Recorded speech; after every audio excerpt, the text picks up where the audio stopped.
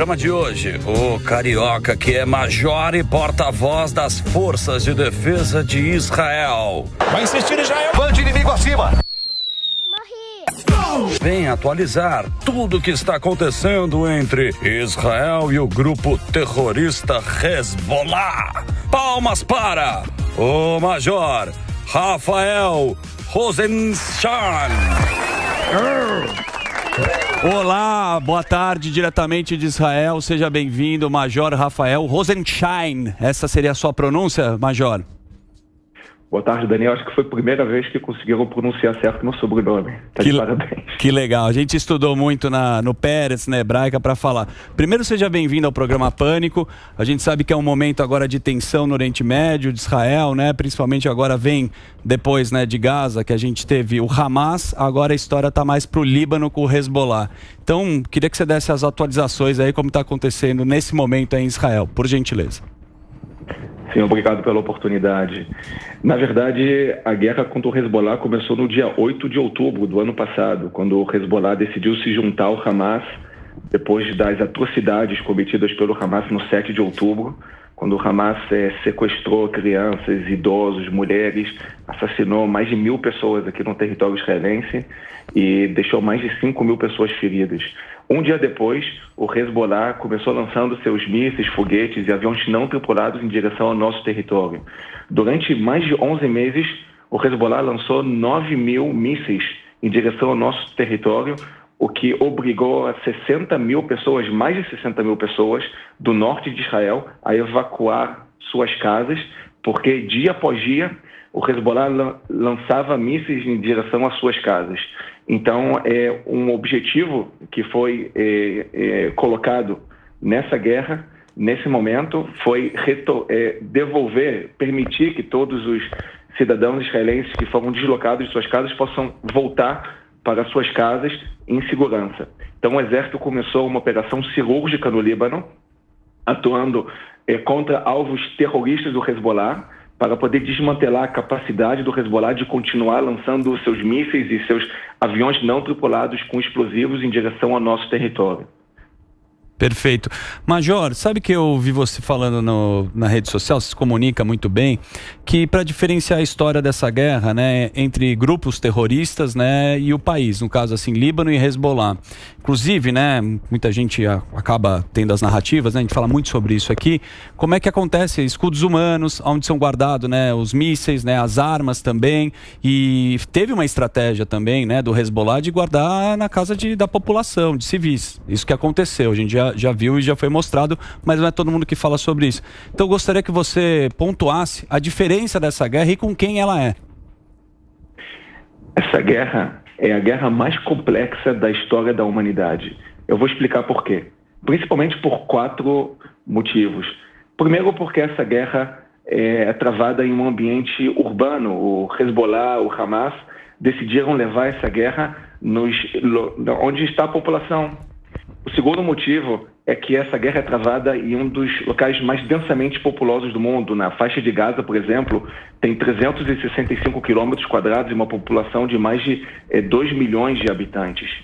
O terceiro motivo é que essa guerra é travada em 7 frentes diferentes. Ela não é somente em Gaza e também não é somente no Líbano. O Estado de Israel está sendo atacado também pelos Houthis no Iêmen, por grupos terroristas que também estão na Síria, também no Iraque, e pelo pai do terrorismo do mundo, que é o próprio Irã, que financia e manda armamentos para os proxies aqui. Mas o quarto motivo, e talvez o principal, que faz com que essa guerra seja a guerra mais complexa da história da humanidade, e as pessoas têm muita dificuldade de entender isso, é que essa guerra é uma guerra assimétrica. Essa guerra é travada entre um Estado democrático de direito, que respeita todas as normas do direito internacional, e grupos terroristas que não têm nenhum compromisso com as normas internacionais. Então, enquanto o exército israelense ataca somente alvos militares, somente terroristas, ou armamentos utilizados por terroristas, ou locais utilizados por terroristas, os terroristas do Hamas, do Hezbollah, os Houthis, eles atacam alvos civis. Para vocês terem ideia, desde o 8 de outubro, quando o Hezbollah começou a lançar seus foguetes em direção ao território israelense, foram mais de 5.000 casas que foram danificadas pelos mísseis do Hezbollah. Foram mais de 3 veículos, carros de civis, que foram danificados por explosivos do Hezbollah, que são lançados em direção ao nosso território. Então, a nossa paciência acabou. Nós tentamos, durante quase um ano, uma solução diplomática no norte de Israel. O Hezbollah, ele viola uma solução do Conselho de Segurança da ONU, 1701 de 2006, que proíbe qualquer órgão armado abaixo do rio Litani do Líbano, a menos de 10 quilômetros na fronteira com Israel. E o Líbano, o Hezbollah no Líbano, ele atua na fronteira com Israel e tem um plano que é invadir o território israelense, entrar nas comunidades no norte de Israel, sequestrar civis e assassinar a maior quantidade possível de civis. O que isso lembra vocês? Sim, é o 7 de outubro no norte de Israel.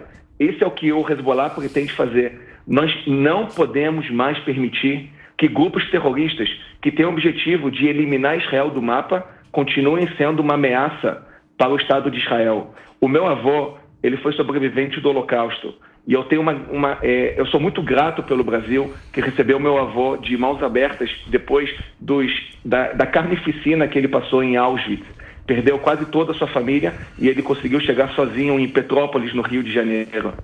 E eu sei das histórias que meu avô passou no Holocausto, e ele sempre dizia que o povo judeu não tinha um exército para defender seu povo.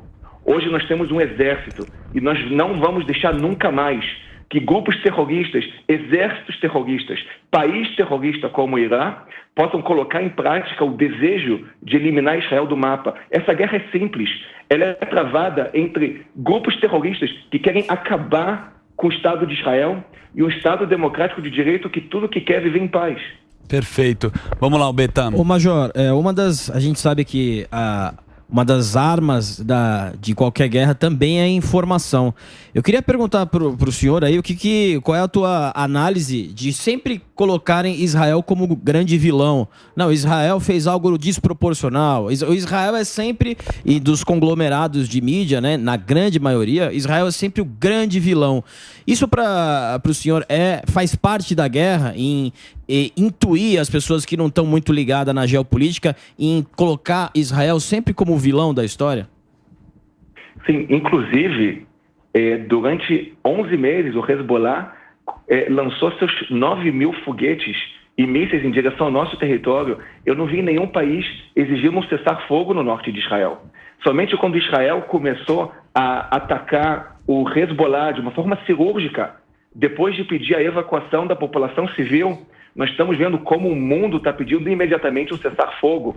O mundo teve 1 ano para fazer um cessar-fogo e exigir que o Líbano não permita mais grupo terrorista tão armado como o Hezbollah de lançar seus mísseis em direção ao território israelense. Mas somente agora, quando o Estado de Israel está se defendendo desse grupo terrorista, que é uma ameaça tão grande ao nosso território, o mundo acordou e está pedindo um cessar-fogo. Realmente, a desinformação é muito grande, as narrativas enganosas são enormes. E no Brasil, é impressionante. E esse é um dos motivos que tem, hoje em dia, no exército israelense, um porta-voz que fala português, para nós entendermos a importância de passar as informações ao povo brasileiro. É um povo que, em sua maioria, gosta do Estado de Israel, que gosta da paz, que quer receber as informações, mas as informações não chegam. E por isso que eu posso passar as informações de uma forma direta em português, e isso é o que eu tento fazer, e agradeço mais uma vez pela oportunidade que vocês me dão. Boa. Ô, Rafael, Major, o seguinte, bom, você falou das narrativas, mas o momento agora ele é extremamente tenso, né? De novo, dentro das narrativas saem as notícias. Benjamin Netanyahu falou que não ia aceitar um cessar-fogo, tá? Essa escalada dessa guerra agora nesse momento, uma possível entrada dos Estados Unidos, e a maior preocupação, que o DNA também da guerra, é o Irã, que financia esses grupos, como a gente já falou aqui. Como é que está nesse momento? Como é que você visualiza que pode acontecer essa escalada da guerra? Os Estados Unidos pode entrar? Isso vai chegar no Irã? Ou você acha que é ainda muito cedo para isso acontecer? O que muitas pessoas não entendem é que os grupos terroristas que estão atacando Israel não fazem isso por um fundamento geopolítico. Os grupos terroristas, eles fazem isso para eliminar Israel do mapa. Então, o que está em jogo é o futuro existencial do Estado de Israel. Então, o Estado de Israel não pode permitir que esses grupos terroristas que cometeram o 7 de outubro possam continuar representando uma ameaça ao nosso território. Daniel, eu quero tentar explicar todos que estão nos assistindo para tentar entender como conviviam os palestinos da faixa de Gaza antes do 7 de outubro. É muito importante. Antes do 7 de outubro, entravam no território israelense 18.500 palestinos da faixa de Gaza todos os dias para trabalhar em Israel. Eles recebiam um salário 6 vezes maior do que poderiam receber se conseguissem trabalho na faixa de Gaza. 7.500 palestinos por ano entravam no território israelense para receber tratamentos médicos. O próprio Yahya Sinwar, o chefe do Hamas, ele teve um câncer no cérebro e foi salvo por um médico israelense no hospital israelense.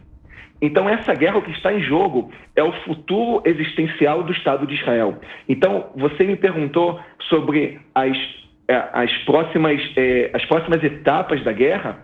O exército israelense entende que nós não podemos mais permitir essas ameaças, tanto no sul de Israel, na faixa de Gaza, como no norte de Israel, na fronteira com o Líbano. Então, o nosso exército está preparado, está pronto para fazer o que for necessário para acabar com essas ameaças, porque nós não temos outra opção. Você citou o Hamas, né? Mas e os líderes, alguns desses líderes do Hamas foram abatidos, né? Que foi uma promessa no começo até de 7 de outubro lá do Benjamin Netanyahu. Como é que, voltando agora um pouco lá para Gaza, Hamas, quais são os objetivos aí para serem cumpridos e o que Israel espera para os próximos passos, especificamente com o Hamas? Com os reféns também, né? Logicamente. Nossos objetivos são muito claros. É trazer de volta todos os nossos reféns que estão nas mãos do Hamas, nos túneis subterrâneos na faixa de Gaza, com pouco oxigênio, com pouca água, com pouca comida, inclusive mulheres, crianças e idosos. Tem uma pessoa que se chama Shlomo Mansur, que está refém nas mãos do Hamas, na faixa de Gaza, nos túneis subterrâneos. Ele tem 86 anos e é sobrevivente do Holocausto. Tem 2 crianças da família Bibas, que um deles tem 1 ano de idade nesse momento. Então, o exército israelense tem como primeiro objetivo trazer de volta todos esses reféns. Ainda tem 101 reféns nas mãos do Hamas. E o segundo objetivo é desmantelar toda a capacidade terrorista do Hamas para que não possa voltar a cometer o 7 de outubro. Então, nós estamos atuando para conseguir concretizar esses objetivos. Nós já eliminamos mais de 17 mil terroristas do Hamas na faixa de Gaza, mais de 150 comandantes de companhia, eliminamos mais da metade dos comandantes, dos generais do Hamas, e mais de 20 comandantes de batalhão foram eliminados na faixa de Gaza. Nós estamos nos aproximando para alcançar nossos objetivos de desmantelar o Hamas e precisamos trazer de volta todos os nossos reféns que estão nas mãos do Hamas. Ô Major, teve uma situação recente aqui que todo mundo acompanhou, né, no mundo inteiro, que ninguém assumiu se foi ou não o Mossad, que é a história, né, dos bips, dos walkie-talkies, os pagers, né, que explodiram. Falaram que esses foram produzidos, né, tinha uma história Taiwan, numa fábrica, e aí foi uma estratégia da inteligência do exército israelense. Não vi um pronunciamento se foi ou não. O que você entende dessa história? O governo de Israel e o exército israelense não se pronunciaram e não se pronunciam em relação a isso. Próxima pergunta. Boa.